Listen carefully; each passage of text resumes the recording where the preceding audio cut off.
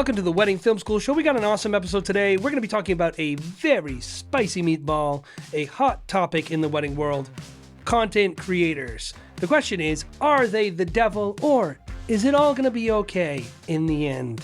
Enjoy the episode, guys.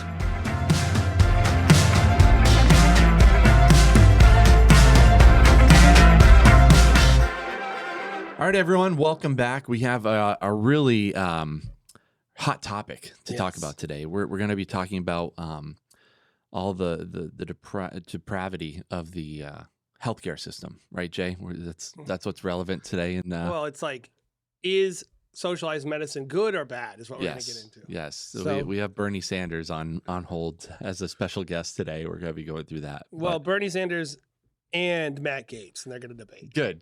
No, they're going to knife fight. Yeah. We're going to host it live. So it's not really a fair fight because Bernie Sanders is like 80. Yeah, but he has that old guy energy, and it's true. He's wily. Like anything can happen with Bernie. Yeah. But how are you doing, Jay? How are things going on your end? I'm finally not physically dying, which is good because I've been sick for weeks ever since Clarity. Yep. And my baby is crawling, so that's good. Good. That's an adventure. It's good to do now as opposed to in the middle of the wedding season because, as someone who had a baby in the middle of the wedding season, I can tell you 0 stars. 0 stars out of 5. I did too. Yeah. Last June. It was, oh, dude, it's a nightmare, man. It's tough. It's literally, if it wasn't for how great it was to have a new human, like this is what I'm going to say to you. If you don't have kids, this is how you know how great it is to have kids and how amazing it is. Because there's nothing worse than having a newborn. It's from a life standpoint, like it will destroy your life. And you will like smile and say, "Thank you, sir. May I have another?" Because the actual result is so good. So that's more of an endorsement for having children with a little dose of reality. Yeah. Like, especially in the wedding season. Like, anyway. You know what's so funny is no one has any grace for each other when you're like, I'm going through this. It's like, yeah, I really don't want to hear about it because it's almost like post-traumatic stress when people are like, I'm dealing with this. I'm like, I don't want to think about that time in my life. It was so crazy. Yeah. Or it's like, and you're like, it's the worst thing that's ever happened to everyone. Nobody helped me at 3 a.m, so you have to exactly. You have to suffer. It's a rite of passage. I would say, seeing people talk about it on line, Facebook, Instagram, whatever. I've always like have a little chuckle because I'm like, you'll get through it. You'll be all right. You will get through it. You will get through it. And if you're hearing me say the negative, you should have children. It's great. Yeah. But what are we talking about today? We're not talking about any of the things you just said. No, none of those things. But still, I would say a very hot topic in the industry, and that is the subject of content creation. Creation. What that means for the wedding world, really starting last year, I would say it kind of came onto the scene with a pop. And I remember we did a styled shoot and there was a content creator there. And I was like, oh no, it begins. Yep. Changing of the guard, would you say? No. Okay. But I would say like them as a presence at weddings. By the way, I didn't shoot with a single one last year. So I think a lot of this is being way overblown. Mm-hmm. But regardless, the question I think a lot of this is like very controversial. And I remember like that video from the vendor's table popping up, the kind of hysterical podcast where there's no filmmaker and some photographers and a content creator talking about filmmakers. Kind of funny. And talking about how it's fine for filmmakers. Fine. It doesn't affect you. Like, in my 60 weddings that I did as a content creator, trust me, it doesn't affect you. And that ruffled a few feathers. I remember watching that, but it wasn't just that. Like, I've seen this come up. It is like there's like a few standard posts in a, filmmakers Reddit group or Facebook group or especially for wedding filmmakers. It'll be some, there's the whole photographers are idiots post. There's the raw footage post, which for God's sake, guys, just do it or don't do it. Sell it, don't sell it. Like, for God's sake, guys, it's not that. It's like, of all the business things you ever would have to think about, the simplicity of raw footage, it's not much more simple. There are so many complex things. Literally, fix your packages or something. But anyway, you have better things to do than talk about raw footage. Raw footage, but one of the new standard posts that you see in a Facebook group is content creators are here. Guess all these something budget brides, or some throwing shade at content creators and how no one appreciates what we do, and like kind of that like little brother kind of Napoleon syndrome that wedding filmmakers have, just kind of on full display. And you see, and then there's one or two responses, which is like, I think it's great. And another person's like, I think it's terrible. And like, it's weird that something that kind of doesn't really affect us is so controversial. First of all, do you agree that it kind of doesn't really affect most people, at least right now? Not right now. Not right now. I can agree with you there. I think that just you saying that you didn't work with a single one last year is relevant. But I do think moving forward. Did you? No, I don't think I did. Outside of stylized shoots, they're everywhere if you're on a stylized shoot because the planners know it's coming. So that's what I would say. Yeah. I asked 3 planners about it, and all of them said they would hate them and don't want to hire them. Cool. That's going to change, though. I promise. Well, it's not up to them. That's the truth. But anyway. I like this topic because I do think you and I probably have a difference of opinion a little bit. So it might get saucy. But I do think that change is coming. I do think, there are certain weddings that will be very affected by the emergence of content creation. I draw the comparison to AI, right? Like everyone's like, AI, there's this thing. What can it do? And people are figuring out what it can do, what the relevance of the industry, the effect that it's going to have on the industry. And I think it's yet to play out. But if I know anything about the industry, which I would say I know plenty about the industry, I know a lot, probably a lot more than most, having the experience that we have in shooting the volume that we do and working with the people that we do, I think that a lot of people will be replaced in the industry. So why don't we start? I think it's valuable to just talk about what a content creator is, just right off the bat. If you're hearing this for the first time, you've been living under a rock for the last year and haven't heard the term content creation. How would you describe a content creator? I know here's the other part of it is like, I don't even know if content creators know what their part of the industry is yet. Well, in terms of what the service they're delivering, Yes. the product they're delivering, I think it's just live documentation being presented to the world, typically I think as a account takeover for the couple, via a cell phone and like a social media platform, typically I think like Instagram or TikTok. So for example, a content creator would log into the bride's TikTok and throughout the day document and post what's going on. It seems they also are creating somewhat montages from the content. So I think maybe that's where there's a little crossover with wedding filmmakers. And I also think I don't know, maybe I'm wrong about this. It seems also that some are not so much doing the account takeover, but they're more just doing wedding filmmaking on a cell phone. But I think primarily, correct me if I'm wrong, but I think primarily it's about posting for the bride. Right. Well, this is what I think that's why I say like, it's not a definite thing yet. Like it seems like it started as like, I'll post to your TikTok for you. That sounds great, right? Good. Now I'll post to TikTok and Instagram. Now it's going to evolve pretty quickly. Everyone can see the writing on the wall and knows what an iPhone can do in 2024. It's going to quickly evolve into, I'm shooting wedding video for you. And I'm not just doing short-term content. What can I do with that extra content? I can probably put together a highlight film for you. Maybe it's vertical at first, But long term, as image quality gets better, could they shoot it vertically and then crop it? What are the rules here as technology evolves?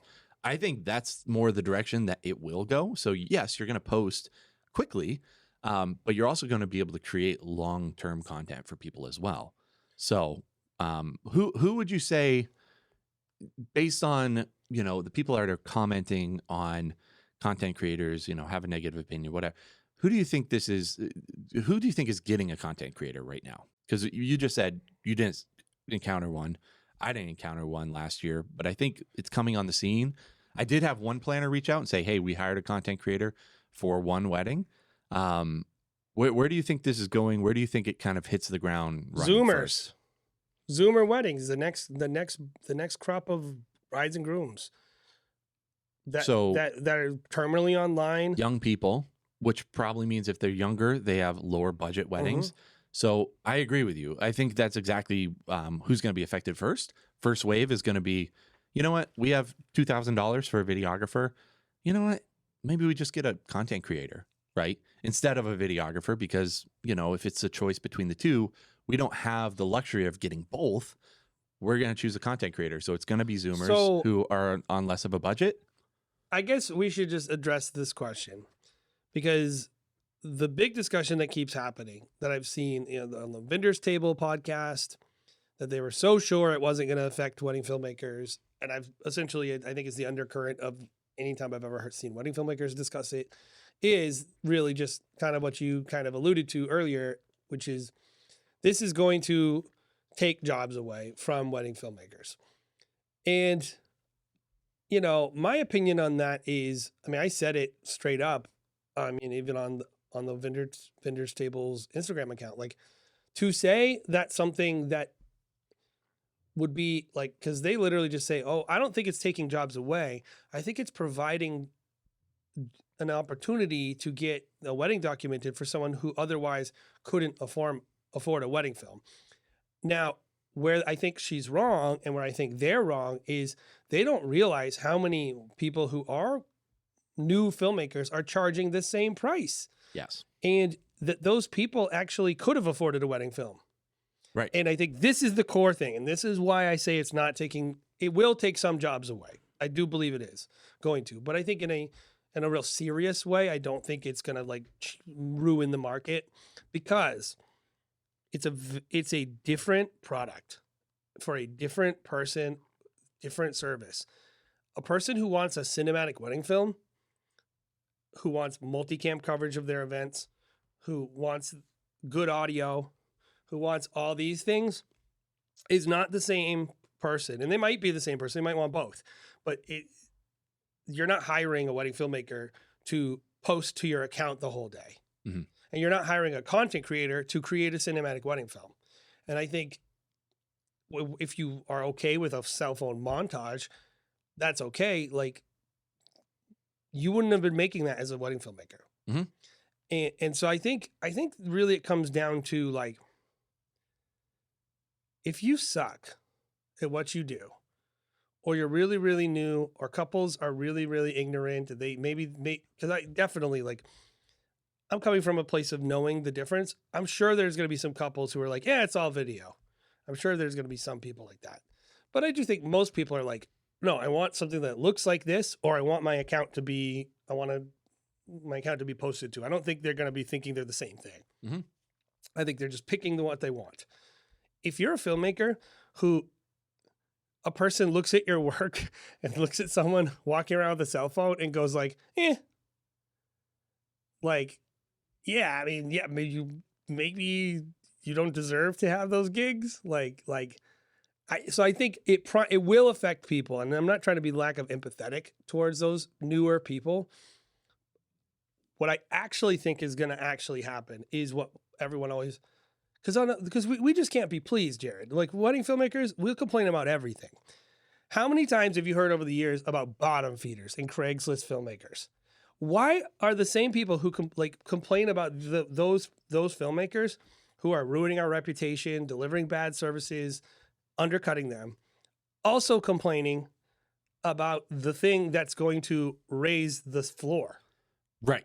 This is my hot take, is content creators is probably the best thing to happen to wedding filmmakers in the last 10 years since the 5D Mark II came out, right? Because if you're eliminating that whole bottom floor, and that's been my whole thing the whole time, is like raising the floor actually helps the industry a lot. So if you're just eliminating that floor, think of all the crappy booking agencies I talk about all the time, and everyone hates. Everyone has to work for them because they feed them crumbs and like allow me to stay in the industry. And then I get maybe 5 of my own weddings, but I'm shooting 15 for this terrible booking agency.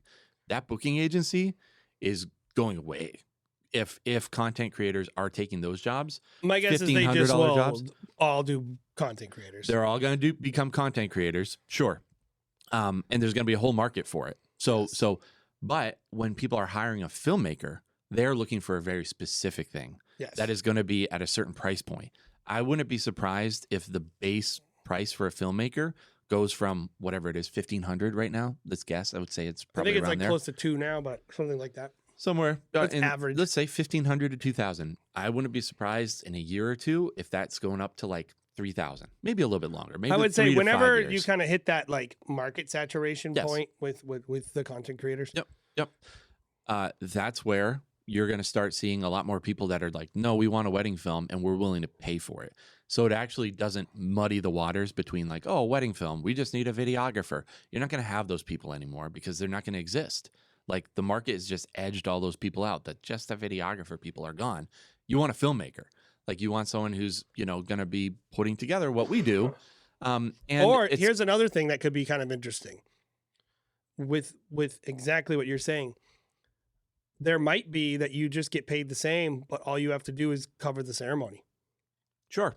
Like they're like, oh yeah, no, like you talk about creating that as a separate product because there's a lot of people that just want that. They would be like, oh, I don't need a highlight film. Yeah, I have my content creator, but I do want like good audio. Can you come in and like you could just say whatever you used to charge if you're getting started just for the highlight film, you just charge them for the ceremony. Yep, which jacks up the price for everybody because if the ceremony's now if a ceremony alone is consistently worth $2,000 or $1,500.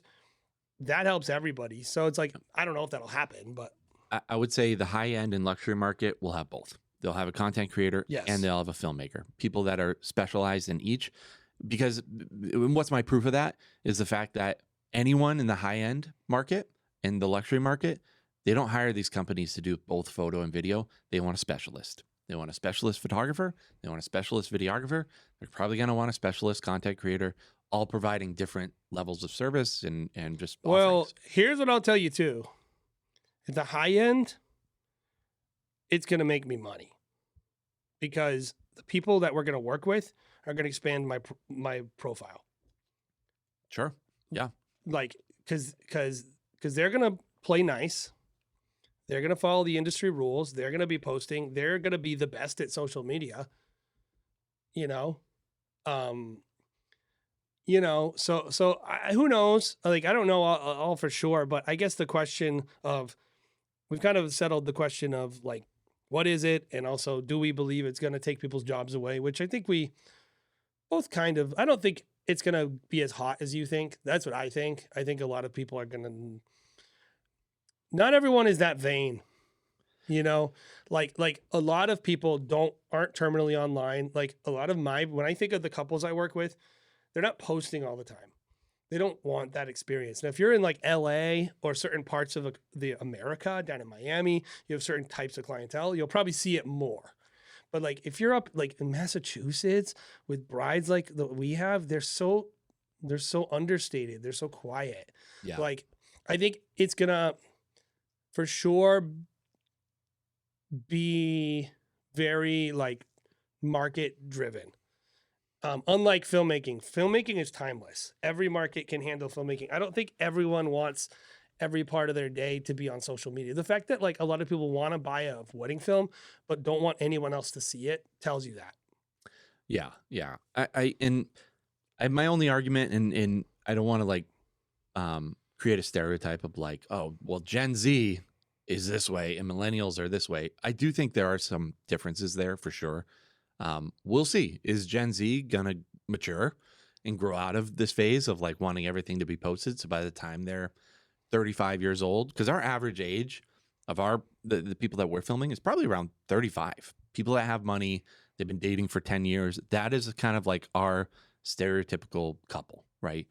Age range. 28 to 35, but not 22, not 21. Not 22 to not 21, which is where I you kind of honestly see a lot more can't content remember the creation. last time I ever shot a wedding of a person that young. Yeah. My sister. Yeah. With the company that we're offering and what we're doing, we have a lower end brand, Merriment Films, that I do see younger people buying because it's cheaper, you know? And this is where I'm going to see a lot more content creators, I think. Either replace the jobs that we're currently doing, or coming in, you know, jointly to work alongside us. I do think that starts to happen. So, you know, for us, like my strategy is, look, guys, I'm going to actually do content creation. I'm getting a content creator. I'm doing the phone. I'm rigging it out. The whole thing. You saw the other day, Ray posted like a content creator with his small rig with the 2 handles and the lights on it. It's an iPhone, dude. And he has a hard drive on it. Like that's the content creator of 2024. Like they just had a phone last year. They're coming at you with I don't think they're going to do that though. I think that they're going to. It's already happened. I know, but I think that guy's not going to be successful. I think the girls who are going to be successful are going to be the girls who dress real cute, hold their phone up. That guy, yeah, like hold their phone up, totally. Very non-discreet. Yep. Like I think maybe a mild rig just for some audio, but Yep. like no lights. Like I think like you're gonna have both, and I think that's gonna be the hard part for all of us. Mm-hmm. The fact that the market hasn't, like, I know what they should be doing. They don't know what they should be doing. You know, the fact that this person who's on a podcast is giving a bunch of advice to the whole industry, done 60 weddings, mm-hmm. like she still might be the most experienced person. And how crazy is that? Yep. She doesn't know anything. She literally was like, well, I guess she's like, well, I never do high-end events. I did one high-end event. I'm like, lady, come back and talk to me in a few years when you've actually been in the industry and seen some things. That is going to be the worst part. I think for all of us, like in the industry, integrating a new vertical, an entirely new service into our flow. When we were like, come on, we got a good thing going. We got a vibe. And then this person's going to come in. Like, I'll tell you this. If I'm doing a portrait session and a content creator starts talking, I'm going to be like, shut up. Like, there's a lot of those types of interactions that are going to have to sort themselves out. Like you as a videographer, you know where your place is. yes. When a photographer's working with a couple, you're not being like, all right, now you stop. I'm hot. Like there's certain unwritten rules. Yes. That still has to be figured out. And I'm not really looking forward to that, to be honest. No, it's going to be the worst because of the type of person who wants to do that job.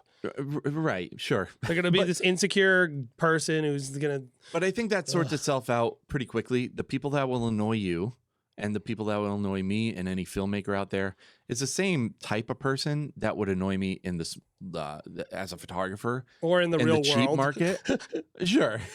But someone who's inexperienced, who's just doing dumb things and being super inconsiderate, that's not necessarily due to the service, that's due to inexperience. Yes. So that's the actual issue. The issue and is that's not why the it's gonna service. happen. The issue is these inexperienced people orbiting the dance floor. And I'm like, I don't want to see you. First, like, I don't want to see some person like this with their phone. Like, we've spent the last 20 years telling people to put their phones away, which I always think is a little bit crazy. But I don't want a person who's like standing awkwardly in the background with a phone in all my shots. Like it's gonna happen. It is gonna happen. And I think that's gonna be the thing where you're gonna have to come up with a stern but non-day ruining way of telling someone you gotta stop. Yep. Yeah. It's gonna be. I don't really have that conversation a lot with the photographer. I'm like, hey, I'm gonna be here. Am I in your way? Like, there's a good working relationship. I think the conversation you're going to have with a content creator is like, how can we make this work that you're not in all my shots and I'm not in your shots? How can we work together? It's going to have to be the same thing. They're going to annoy you. It's going to be terrible for the first year. My personal opinion, if you're listening to this and you're a content creator, is I can be in your shots as much as I want. I was like, you're supposed to be documenting real life, for God's sake. Like, I am making a cinematic wedding film. I don't want to see you. Like, Yes. Don't make me move. Like, Well, it's the same interaction of like if that with if the a photographer. Like Yeah. the photographer, I can't be in the photographer shot. But they can be in my shot. They can be in my shot because Yes. I can cut them out. They can kind of work around. I think just the hierarchy is something that is going to have to be discussed and figured out, and that's going to be whose thing is challenging, ruined but- by seeing the people in it. Your video's not ruined by me being in it. Mhm. Yeah. Mine is ruined by you. Exactly. And so Exactly. if you don't understand that, like, I'm not being a jerk. I'm just telling you, like, every time you're in my shot, I'm going to be annoyed. If I'm backing up with my gimbal and you're trying to, like, if there's 3 people in the aisle now, 4 people, because everyone, for some reason, has their second shooter next to them. I don't know why you need a first and second shooter. I walking can't down wait the for aisle. the double content creator, 2 content creators on site. Okay, I have, you know what? I have one content creator story, and it was a bad experience. Okay. I shot a wedding one time in, I won't say where, with some photographers that spent an hour, literally an hour, doing flat lays. Okay. Not necessarily the worst thing in the world.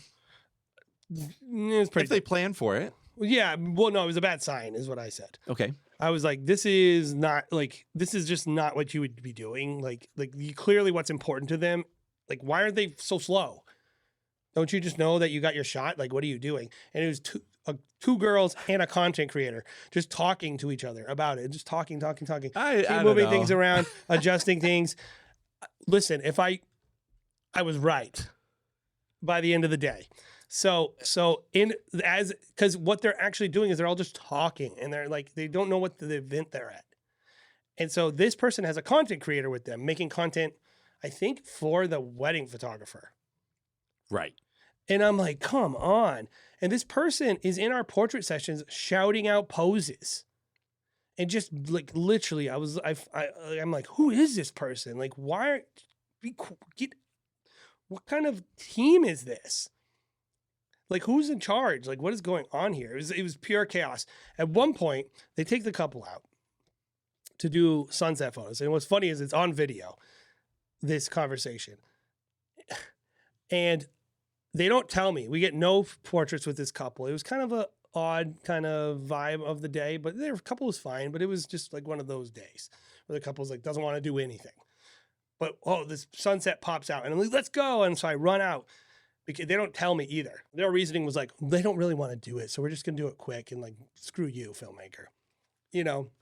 So I run out and they do a pose, and after their pose, I say to the couple, "Hey guys, can I just get one shot of you guys?"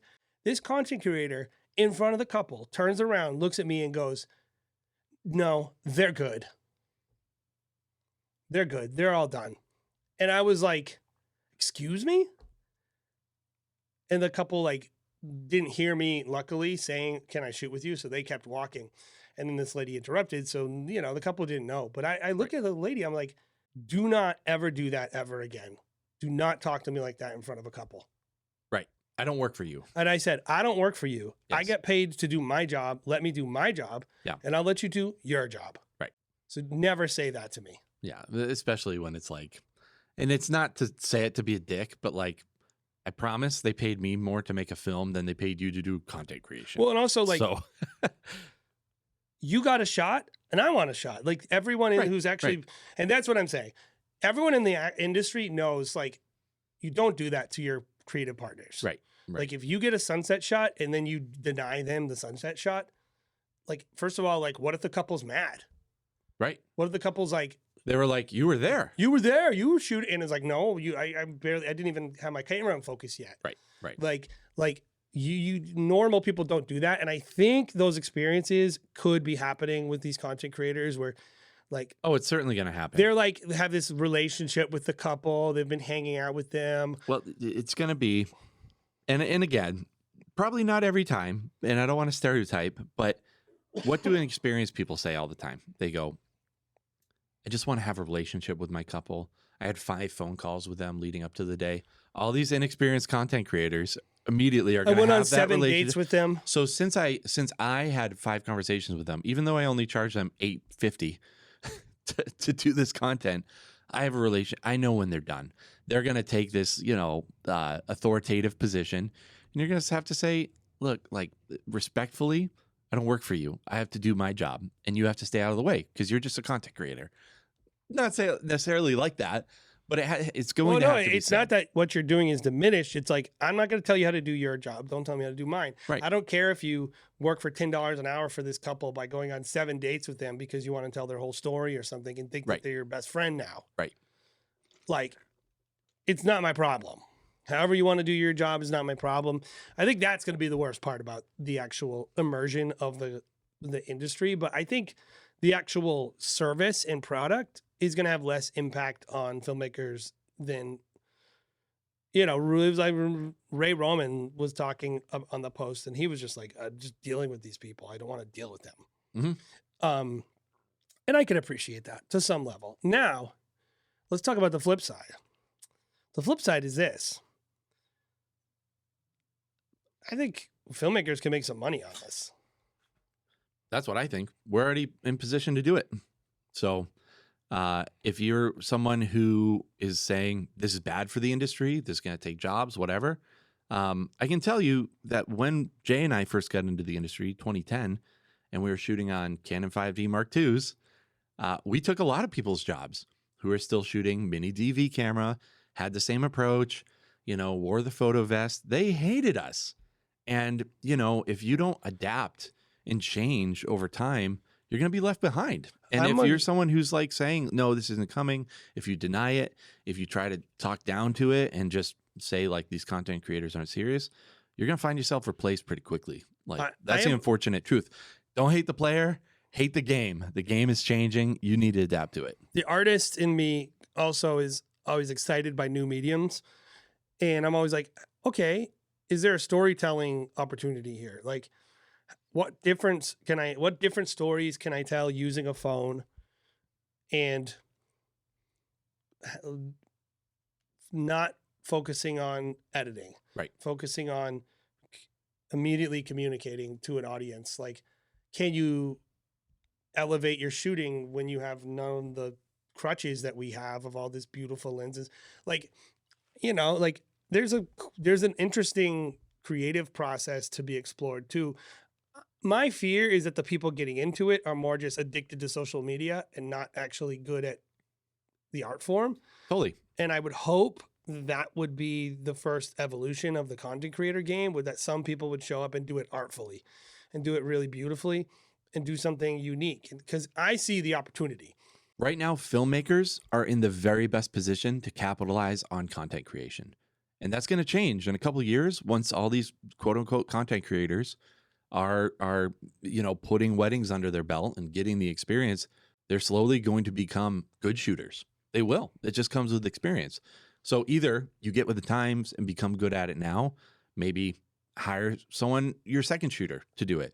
Figure it out. Like that's what. Yeah, it is a different language too. Is like what is important on social media is not what's important to a filmmaker, or even in a wedding film. Mm-hmm. Like a wedding film, the storytelling approach is much more nuanced, right? And probably a lot.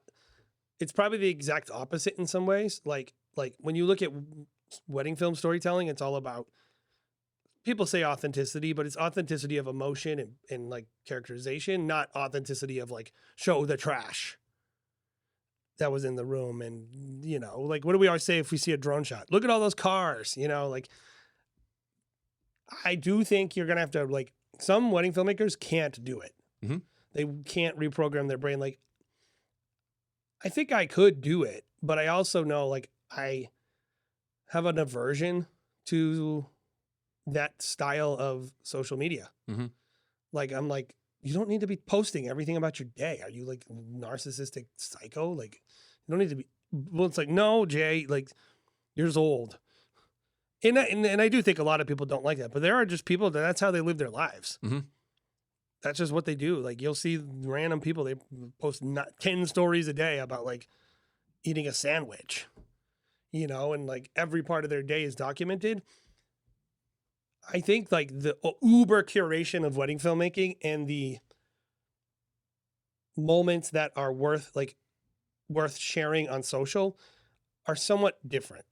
And I think that is going to be hard. I think that's hard. Like, yeah, you're a good shooter, but that's not the point of social media. Mm-hmm. The point of social media is like connecting with, I was watching a bride at a wedding. She must have some kind of, at least some following. And it was her and her two sisters, right? And they took out their phone and they were going like, what are we wearing today, girls? I'm wearing this. I'm wearing this. And they're like all talking about what they're doing and like, showing their dress. They're just like a whole different language they're speaking visually with their body language. Every one of them has the eye contact down. Like it's a totally different world. Mm-hmm. And I do think like the art side, like there's a place probably for more of a wedding filmmaking curated style of content creation, but most of it's going to be more Zoomer humor, TikTok style, Blow your brains out content. stuff that you hate, like stuff like what am I wearing today, and like now we're all gonna have our robes on. We're gonna jump, and then we're gonna cut it. And when we land, we're all gonna have our dresses on. Yeah, I don't think that crap. I don't think they'll do that. Maybe they will. But that's Zoomer crap. Well, that's true. There's probably the meme style content creators that are going to do a bunch of memes with the couple. Yeah, and then also the stories, like just showing stories, and there's going to be that mix. Mm-hmm. And I definitely am not like hip to that stuff. Like that. I mean, I'll tell you this: I'm glad that I don't have to be in that market. Because that market is volatile. Like what we do is kind of timeless. Mm-hmm. If you want to be a content creator and you don't know what's cool on social media, good luck. Well, I think there's no way that you have full-time social media people. That's the truth. Like maybe if you live in New York City and you can do content creation for 40 weddings a year, but then during the week you're working with brands, you're going to have to pair it with something. You couldn't do content creation the way that we do videography, averaging a cost of $6,500 per wedding, $7,000 per wedding, just because you won't be able to charge as much for content creation. I think there's no way you hire a mass market will allow for content creators to charge that much money and provide a full-time job. Because what you're doing is, I mean, as much as I'm talking up how hard it is, it's not as hard as zero editing. No edit, no. You don't even need to know what ISO is. Right. You don't need to know anything about a camera. Right. Like, you barely even need to know what good composition is or good shooting. Like, it's just the barrier to entry is so low. Mm-hmm. And barrier to entry for wedding filmmaking is actually really high. Yeah. And from a gear standpoint, skill standpoint, everything. So, I guess we'll see, right? I think it's great for our industry as wedding filmmakers because it's going to cut that chaff out. Yes, you're not going to have quote unquote bottom feeders, which I would never call that. I don't call them bottom feeders. I don't call them bottom feeders, but I think people understand the terminology there. People charging $1,500 for a wedding film, 3 to 5 minute highlight film, full day coverage, 2 video. You're not going to have that anymore. That's going to go away because people are just going to switch over to content creation. But what that does is it elevates the art form. People are either going to have to, videographers are either going to have to raise prices and get into the high end and luxury market because that's where the only work is, or they're going to have to become content creators, or they're going to have to switch careers and move out. Let me ask you this question then, and this is what we'll end on. How does... Like, I don't believe that the whole bottom of the market is going to be taken over by content creators. I think it's going to be a mix still, but there will be some people who pick a content creator over a filmmaker. Increasingly so, we'll see. If it is heavily affected, right?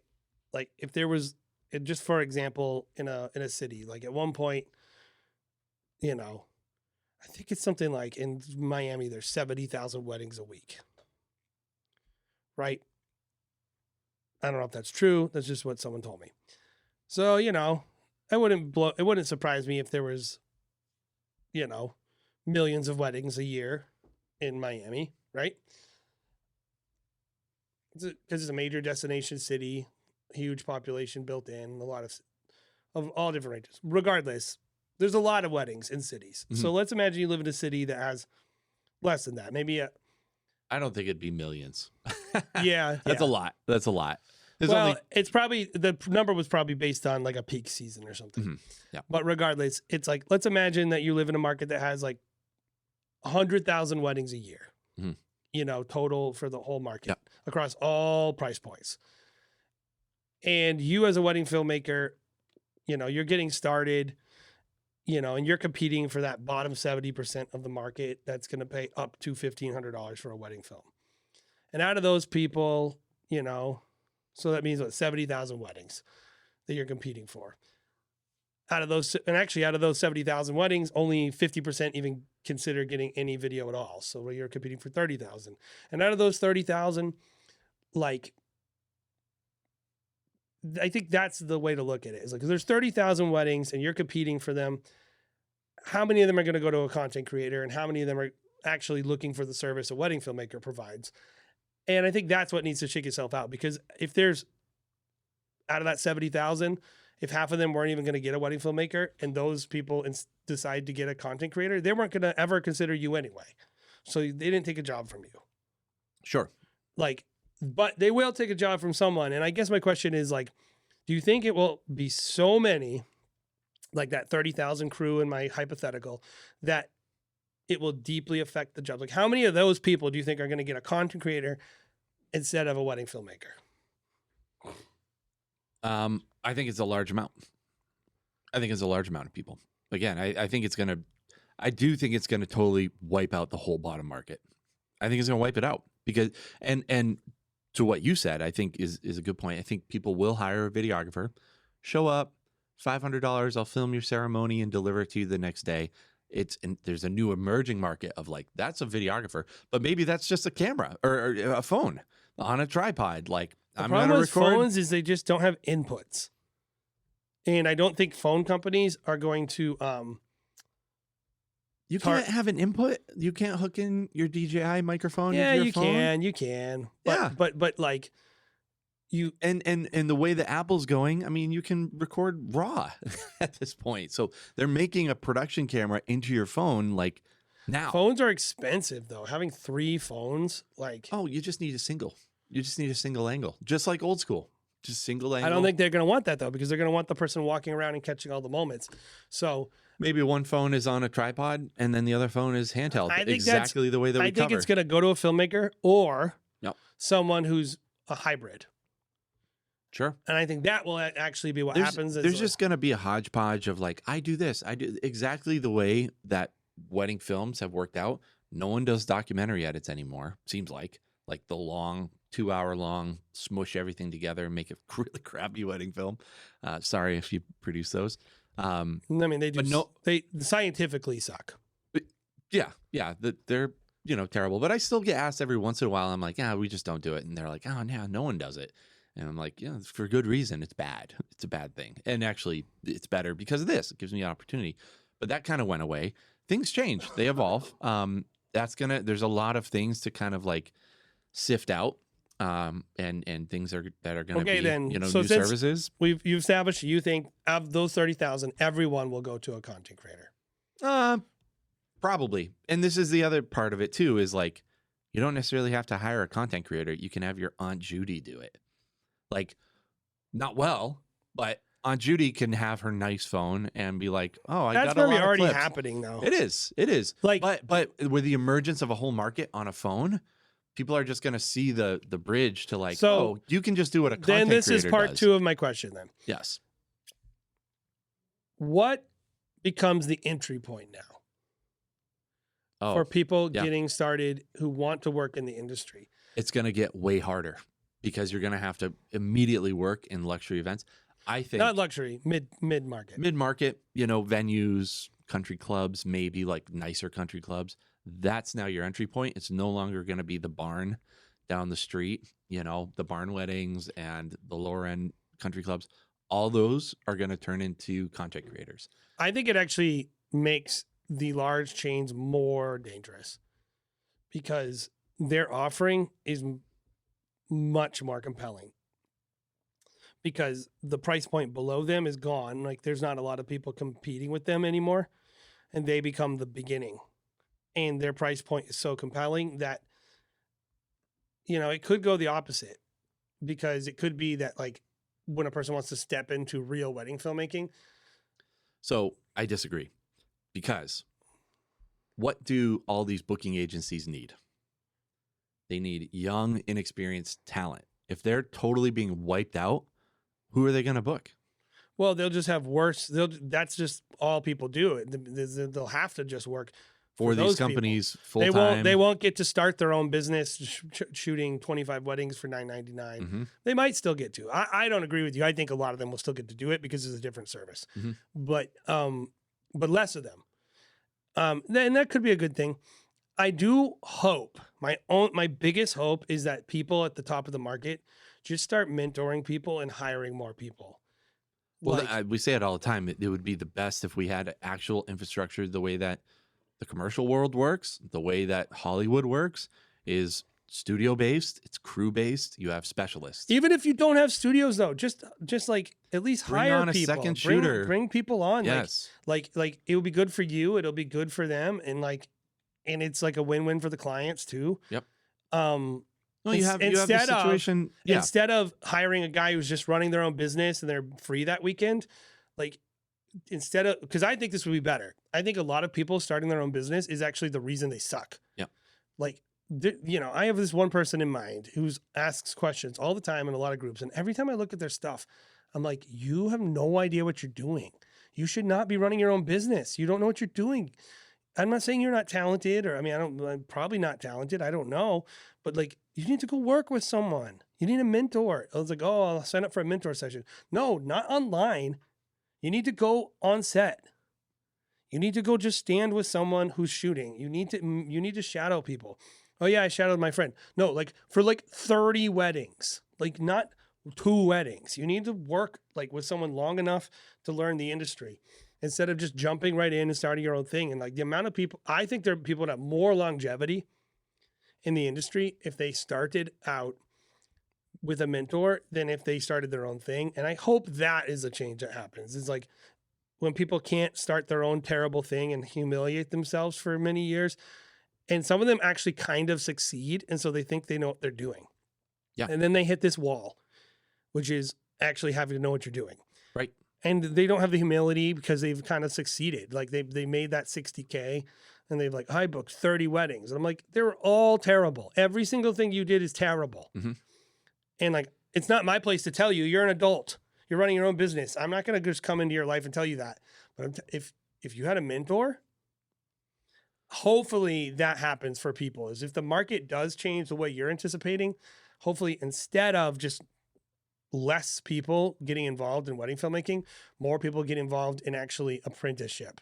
Right. I mean, just look at, Jake and Nate from Runaway Vows. I mean, they had Parker Wallback as their mentor for years. And then when they decided to do their own thing, they were launched into it because they were great at that point. They had a baseline, they had contacts, they were ready to rock. Alex Douglas went to art school.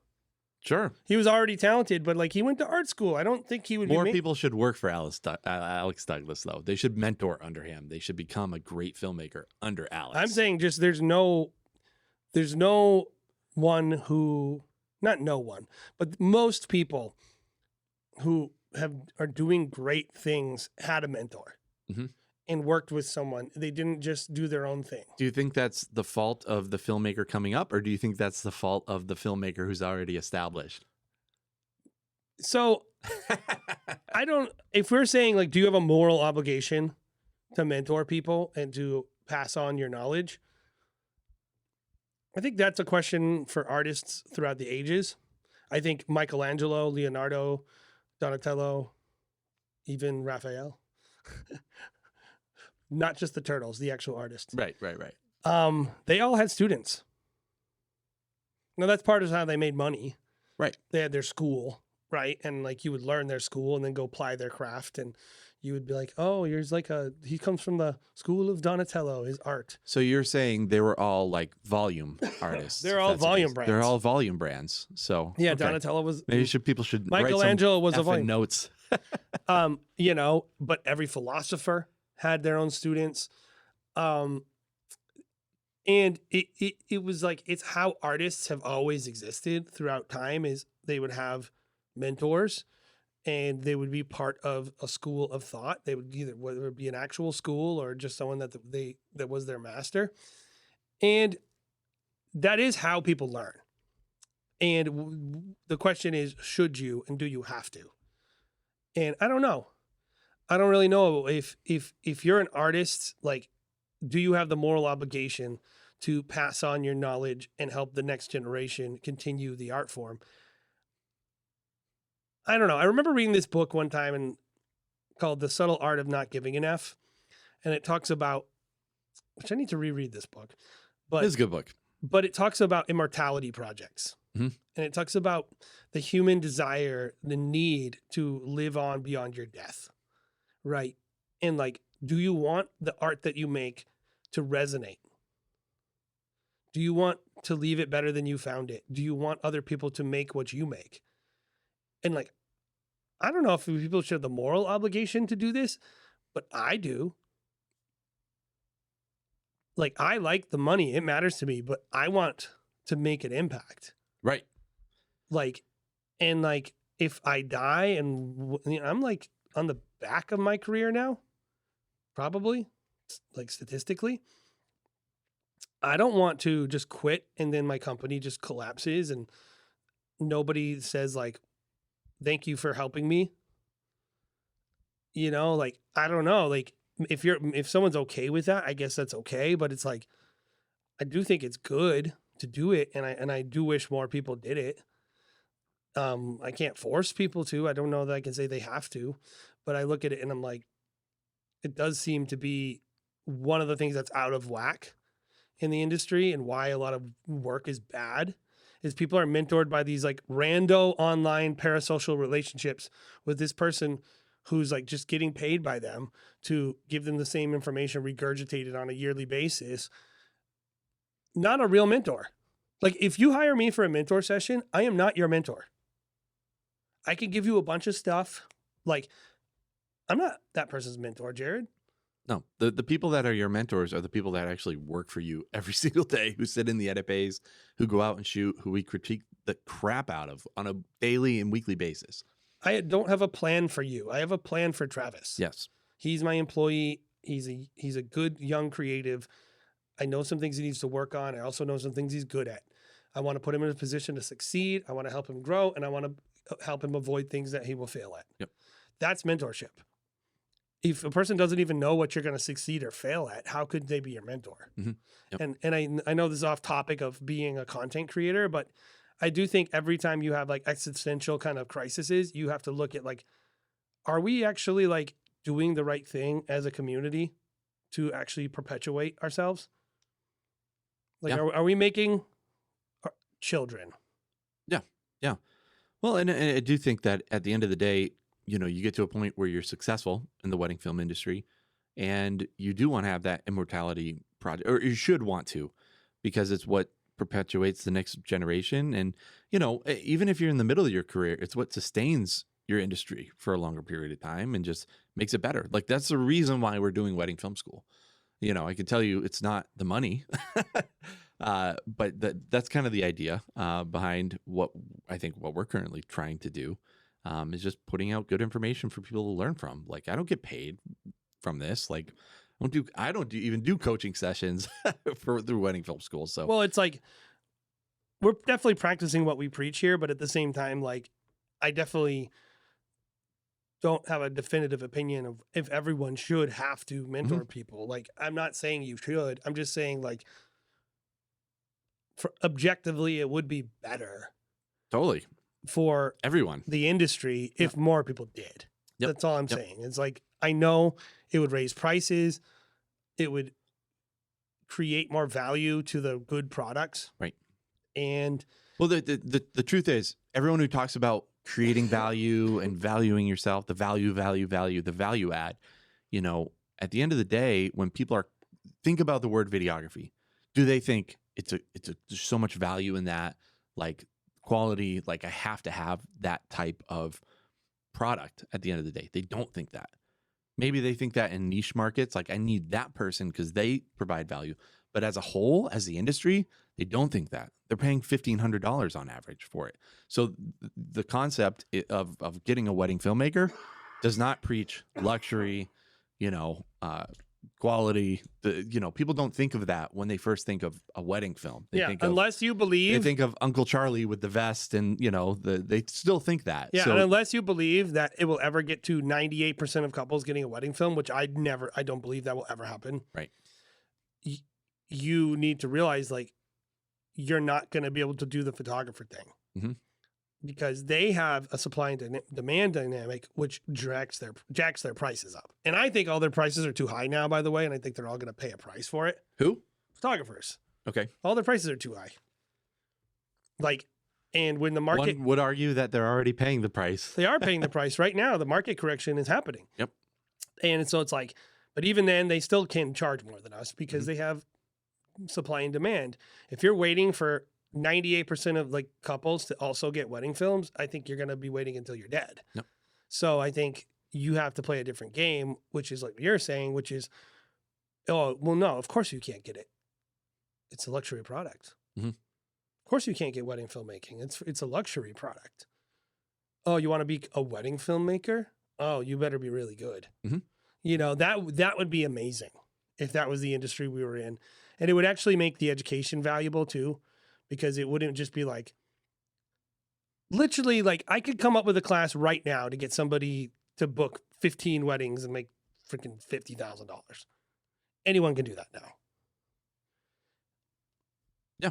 Like that's not hard. Well, I think the difference we're talking about is like full-time people that are professionals versus part-time people who are hobbyists. Like I think the part-time people who are doing the 5, 10, 15 weddings a year at $2,000, making $20K, whatever it might be. I think those are the people that are in trouble. The comparison that I would make is like the commercial world. The commercial world, like no one complains about the kid who's 19, who has 2 cameras and a light. No one's complaining about that person, shooting for a barbershop who's going to pay him $1,000. No one's complaining about that because they're not serious. They're like, well, no, because that you person can't make a living. It's like, okay. That person would never book in the first place. That barbershop would never book a real production company. That production company would never want that person to even call them. Yes. They would be like, please don't call me. Yes. Like that, because I honestly think wedding filmmakers blew it. Like we had a window in time and we blew it. Well, that's what I'm arguing for now. I think the window of time is now. Like you change now or you are I'm obsolete. saying like we could have saturated the market with wedding filmmaking if we figured out a way to offer it at a price people could afford. And we didn't. And we blew it. And it's over. And now something is going to come and take it away from you. And, you're just back to where you were at the beginning, which is a niche product. Yep. And, that kind of bums me out. But I think it is but I think it is the truth. Like it would have been better for wedding filmmakers if 98% of couples, just like photography, bought wedding films. Mm-hmm. That would be the ideal. Of course. But it's not going to happen. And we couldn't figure out a way to provide a quality product across a range of prices. Maybe it's impossible, by the way. A range of prices. Also, at the end of the day, people not providing raw footage, people not providing bad quick services. Content, it's biting us in the butt now, because people just replaced you with something else that they see as valuable. So they didn't view it as a business. They didn't view it as something that could be replaced. They viewed themselves as irreplaceable artists, and they created an industry that they actually are at risk in. And I think, that's just, it is what it is, I feel like. Yep. All right, so let's wrap this up, guys. Hopefully this has been helpful and just kind of thinking about your future as a wedding filmmaker. I don't want to be the Debbie Downer. Again, don't hate the especially player, if you're new listening to this. Like, we keep doing what you're doing, keep pushing. Like, right. I don't think it's a threat right now, but I just think people should be aware of where we, as very experienced people who have been in the industry for a long time, see the industry going. I talk to planners, high-end planners, low-end planners, like the whole spectrum of people, and it's coming. So you got to plan for it, be ready for it, be ready to be, shift. Same thing as COVID. You have to be ready to change your approach. Otherwise, you could be left behind. So, anything else you want to add before we log off, Jason? No, but just as a reminder, we do Ask Me Anything episodes. So head over to weddingfilm.school/AMA and submit a question. And we love those. It's one of our favorite things to do on the podcast, and we will answer your question if we can. Facebook, YouTube. We have 2 YouTube channels, as well as on Instagram, The Wedding Film School Show. Guys, have a great week. We'll see you next time right here on The Wedding Film School Show.